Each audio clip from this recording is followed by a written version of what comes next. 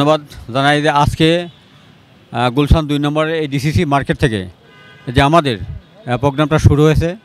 আমাদের আজকের প্রধান অতিথি ছিল আমাদের ঢাকা ১৭ আসনের আমাদের প্রাণপ্রিয় নেতা, আমাদের রাজপথের সাহসী সৈনিক এবং বিশিষ্ট ব্যবসায়ী, আমাদের দুর্দিনের বন্ধু কান্ডারি জনাব কামাল জামাল মোল্লা ভাই।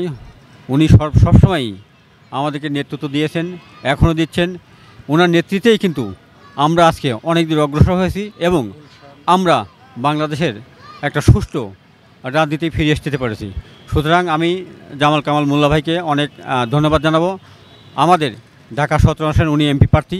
আমরা আশাবাদী গুলশান এই ১৭ আসন থেকে কামাল জামাল মোল্লা ভাই যদি নির্বাচিত হয়, এটা গুলশান অর্থাৎ গুলশান আসনের মানুষের জন্য অত্যন্ত ফলপ্রসূ হবে এবং আমি মনে করি যে তারা অত্যন্ত সুষ্ঠু একটা রাজনৈতিক ফিরে আসতে পারে এবং একটা ভালো মনে একটা রাজনৈতিক নেতা পাবে।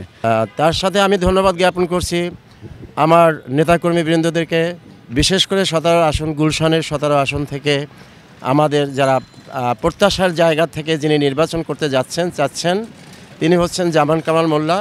অত্যন্ত প্রিয়জন, আমাদের অত্যন্ত শ্রদ্ধাভাজন ব্যক্তিত্ব, যার তুলনা আসলে করা যায় না।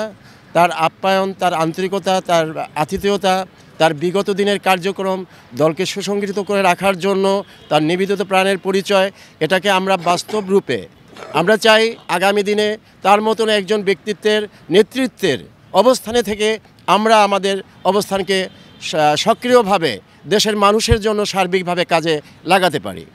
আরেকটা বিষয় হচ্ছে যে আজকের যে আমাদের প্রোগ্রামটি ছিল সেটা ছিল অত্যন্তই সুন্দর এবং বিশেষ করে আমাদের চিফ প্রেসিডেন্ট তারেক রহমান সাহেবের নির্দেশনা ৩১ দফাকে সামনে রেখে সেটাকে বাস্তবায়ন করার লক্ষ্যে লিফলেট বিতরণ, বিশেষ করে গুলশান ২ থেকে বনানী কাকুরি পর্যন্ত। তো আমরা সেটা লিফলেট বিতরণ করতে সক্ষম হয়েছি এবং সফল হয়েছি।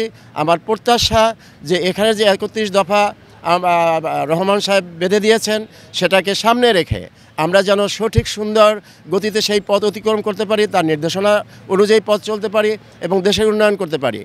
আর তারই সাথে সাথে আমি বলবো যে এখন যে অন্তর্বর্তীকালীন সরকার আছেন, এখন দেখা যায় যে আওয়ামী লীগের যে দোসররা আছেন তাদের জন্য বাজার ঘাট নিয়ন্ত্রণের অনেক বাইরে চলে গেছে। আমার বিশ্বাস যে বর্তমান সময়ের যে অন্তর্বর্তীকালীন সরকার, উনি যদি একটু সংক্ষিপ্ত সময়ের মধ্যে উনি যদি ওনার প্রোগ্রামগুলো অল্প সময়ের মধ্যে শেষ করে একটা সঠিক নির্বাচনের পথ খুঁজে দেন, আমাদেরকে একটা সঠিক নির্বাচন দিতে চান, তাহলে আমার বিশ্বাস যে বিএনপিতে মনোনীত যারা আছেন তারা যথেষ্ট হৃদয়বান মানুষ, তারা যথেষ্ট পজিটিভ সেন্সের মানুষ, তারা যথেষ্ট দেশের মানুষের প্রতি প্রেম ভালোবাসা নিয়ে কথা বলার মানুষ, কাজ করার মানুষ। সেই সূত্রে আমি বলবো দেশকে সুরক্ষার জন্য যত আর্লিয়েস্ট পসিবল সম্ভব আমাদের অন্তর্বর্তীকালীন সরকার আমাদেরকে একটা সুষ্ঠু নির্বাচনের ব্যবস্থা দেবেন। আমি এই প্রত্যাশাবাদ ব্যক্ত রেখে আপাতত আমার সংক্ষিপ্ত বক্তব্য শেষ করলাম। সবাইকে ধন্যবাদ। সবাই সুখে থাকবেন, ভালো থাকবেন। তারেক রহমান বীরের বেশে আসবে ফিরে বাংলাদেশে। নিউজ 21কে আজকের আমাদের ডিএসসিসি মার্কেটের সামনে যে আপনার লিফলেট বিতরণের ৩১ দফা বাস্তবায়নের রূপরেখার আমরা যে সবাই এসেছি এখানে, আপনার এখান থেকে আন্দোলন সংগ্রামের ধারাবাহিকতা নিয়ে আমরা সবাই এগিয়ে যাচ্ছি। জনাব তারেক রহমানের নির্দেশে আমরা সুসংগঠিতভাবে আমরা সবাই গুলশান থানা, ভাসানট্যাক থানা, বনানী থানা এবং ক্যান্টনমেন্ট থানা সবাই মিলে আজকের ১৭ আসনের নয়নমণি যারা যে আমাদের দুর্দিনের কাণ্ডারি জনাব জামাল কামাল মোল্লা ভাইয়ের নেতৃত্বে লিফলেট বিতরণের কার্যক্রমে আমরা অংশগ্রহণ করে সবাই আনন্দিত এবং আমাদের নেতাকর্মীদের ভিতরে সবাই উজ্জীবিত। আমরা সবাই একাত্র হয়ে আগামী দিনে ভালোভাবে চলে এই দেশকে জনগণের দোরগোড়ায় পৌঁছিয়ে জনাব তারেক রহমানের নির্দেশে আমরা কাজ করব, এই আশাবাদ ব্যক্ত রেখে আমার আজকের এখানেই শেষ করলাম, এই মন্তব্য শেষ করলাম। আল্লাহ হাফেজ। বাংলাদেশ জাতীয়তাবাদী দল বিএনপি গুলশান থানা বাংলাদেশ। আমাদের নেতা জনাব তারেক রহমান যে নির্দেশনা দিয়েছেন আমাদের 31 দফা বাস্তবায়নের জন্য যে নির্দেশনা দিয়েছেন, আমরা মেইনলি এই বিষয় নিয়ে কিন্তু আমরা মাঠে নেমেছি এবং আমরা আশা করি যে আমরা বাস্তবায়ন করতে সক্ষম হব।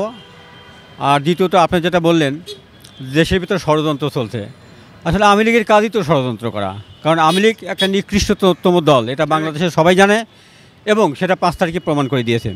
কারণ আওয়ামী লীগের রাজনীতি সন্ত্রাসের রাজনীতি, আওয়ামী লীগের রাজনীতি মানুষ খুনের রাজনীতি, আওয়ামী লীগের রাজনীতি দুর্নীতিবাদের রাজনীতি, এরা দেশ বিরোধী, এরা দেশটাকে দুর্নীতি করে দেশের টাকা বিদেশে পাচার করে দেশটাকে গ্রাস করে ফেলেছে।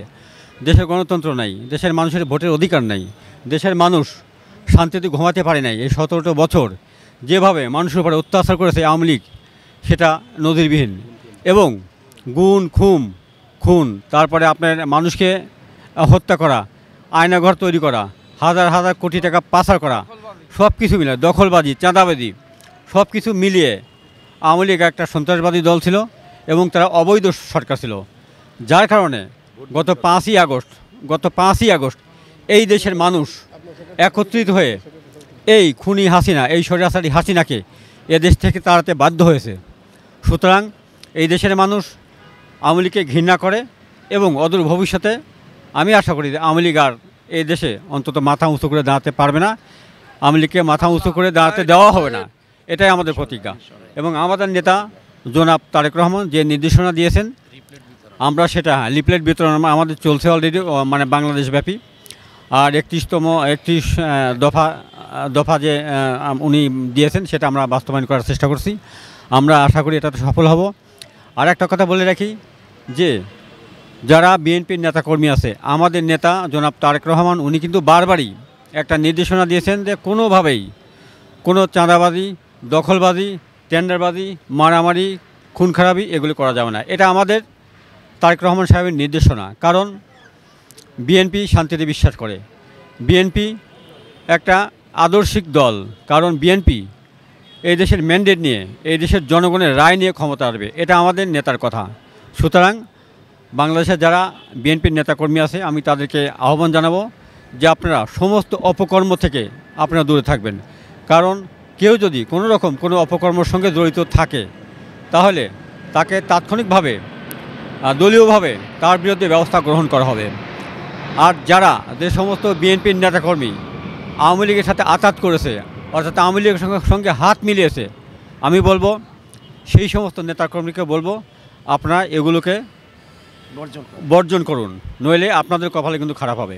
কারণ বিএনপি শান্তির রাজনীতিতে বিশ্বাস করে, বিএনপি জনগণের রায় নিয়ে, ম্যান্ডেট নিয়ে আমরা আশাবাদী যে পরবর্তী দল ক্ষমতা আসবে।